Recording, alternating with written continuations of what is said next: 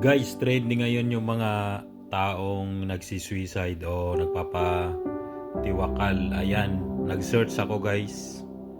Ito raw yung mga senyales o mga risk na yung tao may senyales na gumagawa ng ah, suicidal or pagpapatiwakal. Yan, mga naoobserbahan natin sa kanya. Number one, nag-iiba siya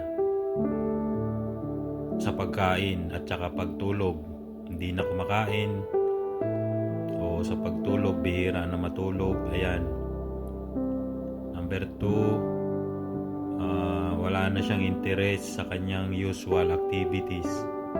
Ayan, yung hindi na siya masyadong nag-i-sports, gano'n na basta yung mga usual na ginagawa niya. Number 3, pulling away from friends. Yan, hindi na siya masyadong nakikihalubilo sa mga kaibigan o pamilya o mga pinsan, members. Yan.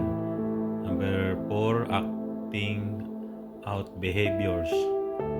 Ayan, nag-iiba na yung kanyang pag-uugali. Next, running away. Yan, yung lagi na siyang lumalayo. Next, alcohol and drugs abuse. Ayan, minsan nagpapakalasing na siya, pinagbabawal ng gamot. Ayan. Next, not caring personal appearance. Yan, wala na siyang pakialam sa appearance niya guys.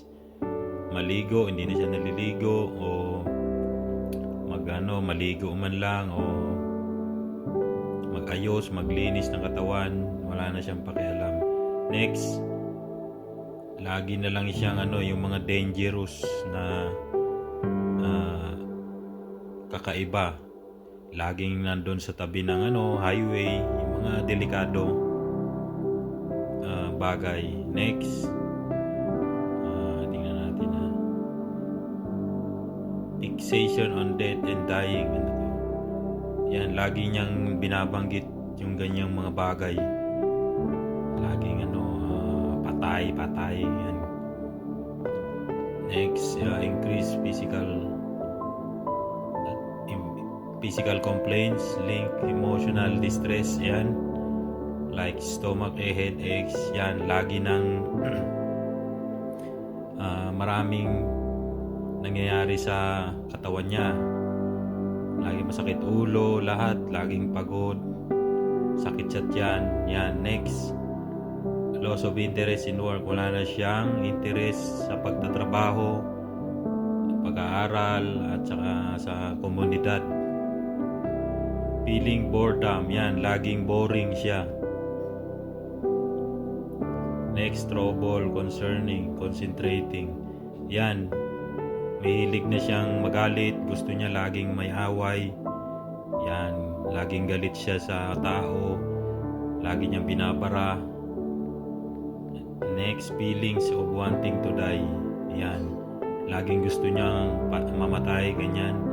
Lagi niyang sinasalita.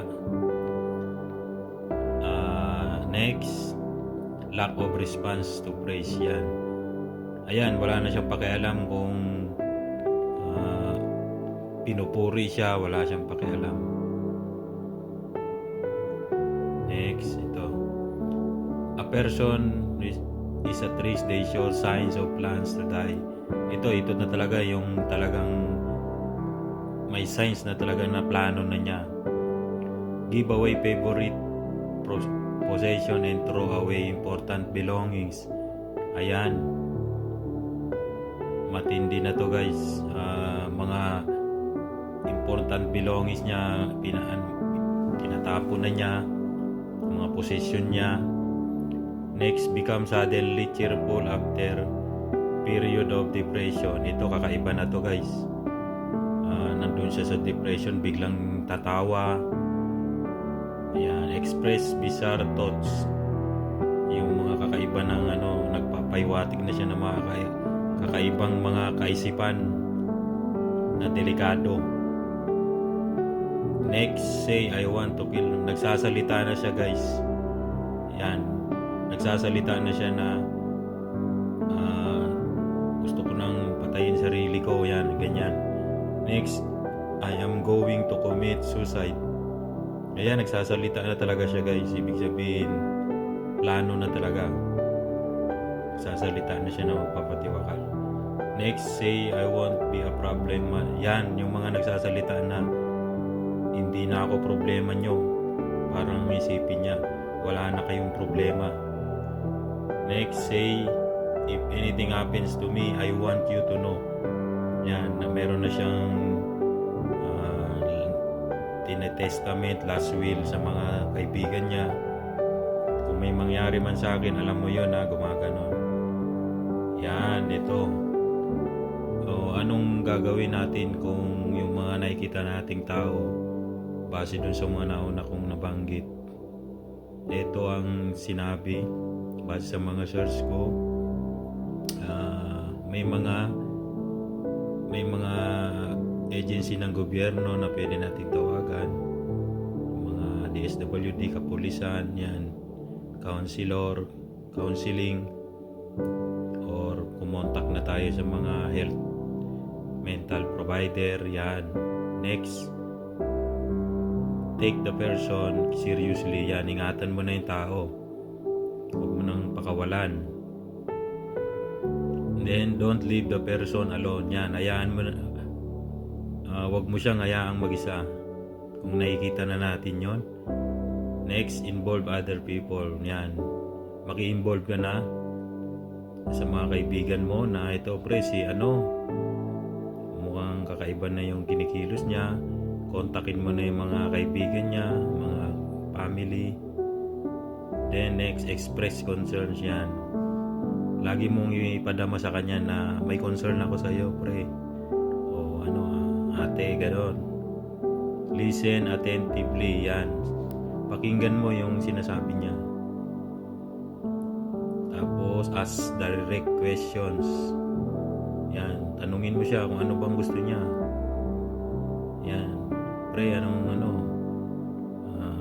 kabayan, anong gusto mong mangyari? Yan, tanungin mo siya. Next, acknowledge the person's feelings. Yan, kung ano yung nararamdaman niya, pakisamahan mo, huwag mong kontrahin. Then offer support. Yan, ibig sabihin nito, ano bang may tutulong ko sa iyo, pre? Ganon, mag-support ka sa kanya. Next, don't promise confidentiality. Huwag ka raw mangako ng secret. Huwag, kasi baka lalo niyang tuluyan.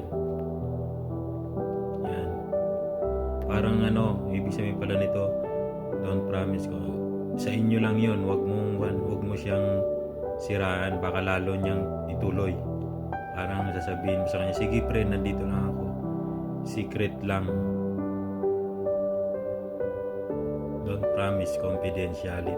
Keep possibly harmful objects hidden, includes weapon, firearms, and medicines. Ayan, ilayo mo sa kanya yung mga bagay na pwedeng magamit niya sa kitil, mga weapon, baril, mga gamot, mga kutsilyo. Yan. Next, prepare for person to need stay in the hospital and healthcare provider. Yan, ihanda mo na yung tao kung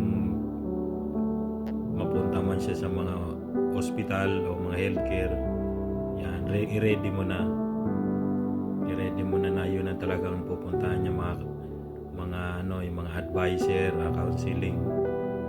Yan, yun lang guys ang maipapayo ko, kasi trending ngayon yung mga taong papatiwakal. Yun lang guys, bye bye.